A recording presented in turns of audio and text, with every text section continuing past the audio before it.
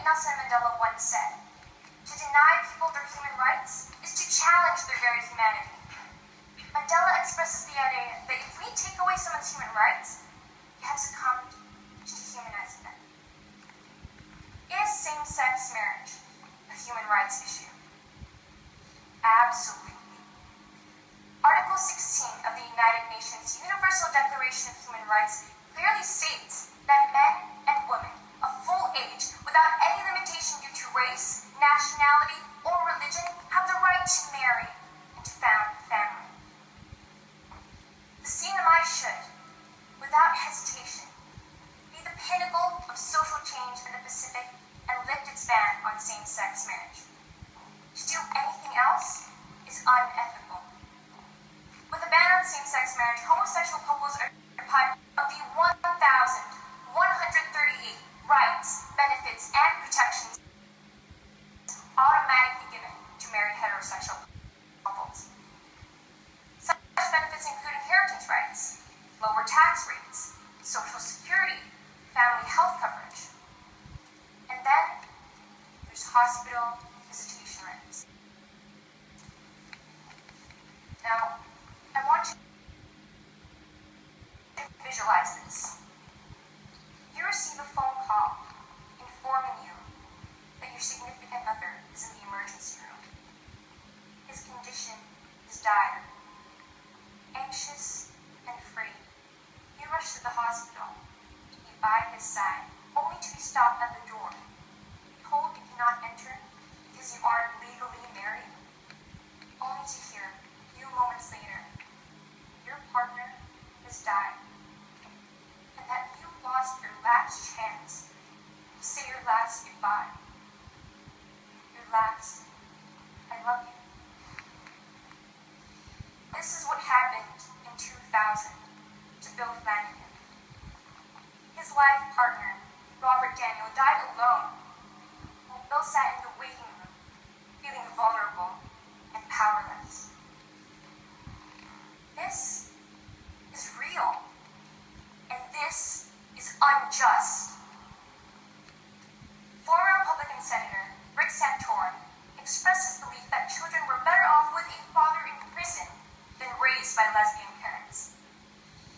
Tell me then, Mr. Santorum, why is it that in a 2010 review of gay parenting, New York University sociologist Judah Stacy found that there were no immense social or intellectual differences between children raised with heterosexual parents or homosexual parents? Why is it that states that recognize same-sex marriage have a lower divorce rate? Why is it that according to Williams Institute at UCLA School of Law, teens with lesbian mothers are psychologically well-adjusted, academically successful, and report strong family bonds? Homosexual parents are a significant resource for kids in need of loving homes. Homosexual parents choose to be parents despite the complex and difficult process of adopting children.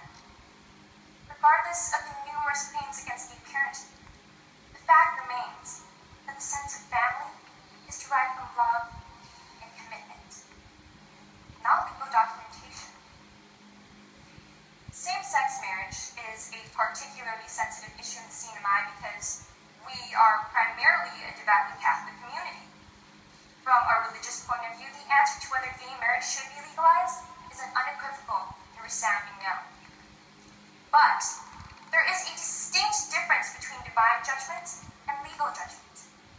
Any religion can decide what it deems morally appropriate within its framework. The CNMI is not a theocracy. Religion cannot dictate what is socially and legally acceptable. Same-sex marriage is not an issue of religion. This is an issue of civil rights and social change. Despite this, religion continues to present the most heated arguments against same-sex marriage. But even Pope Francis proclaims, "Who am I to judge?" And in the words of the Catholic Church, homosexual people must be accepted with respect, compassion, and sensitivity, and that every sign of unjust discrimination in their regard should be avoided. If the Pope, the head of the Catholic Church, can set aside his religious beliefs to respect homosexuals and recognize their human rights, why can't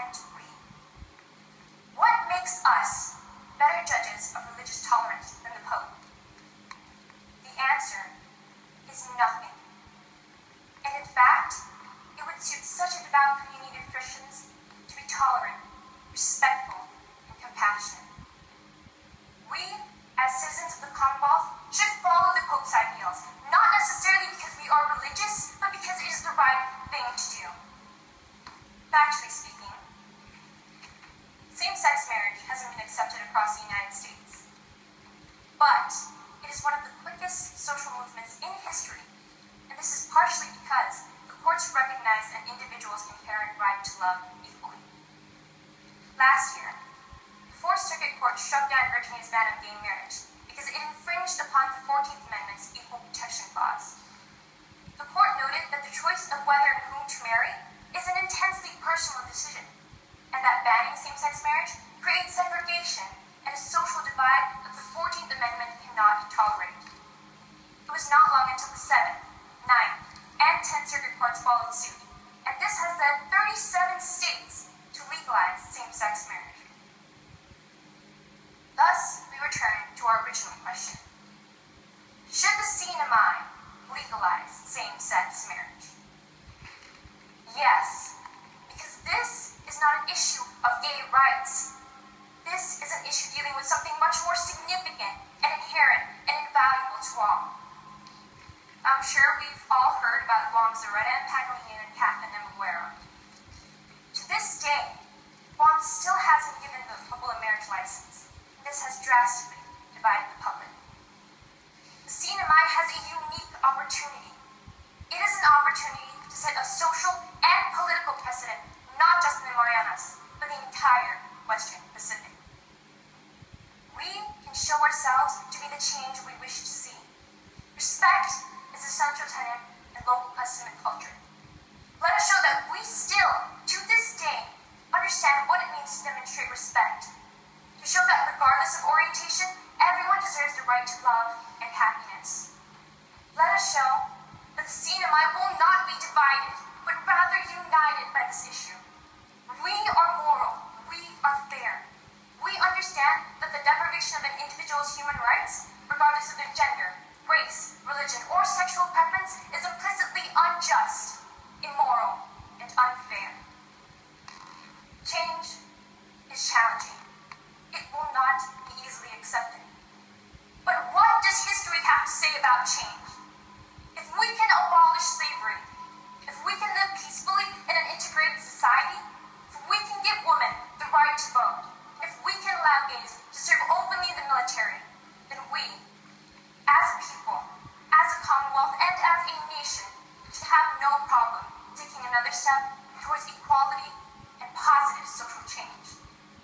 By taking this step, we can say that 152 years after the Emancipation Proclamation, 95 years after women were granted the right to vote, and 52 years after Martin Luther King described his dream, the Commonwealth of the Northern Marianas Islands has successfully joined the march for social equality to stand with America as the land of the truly free.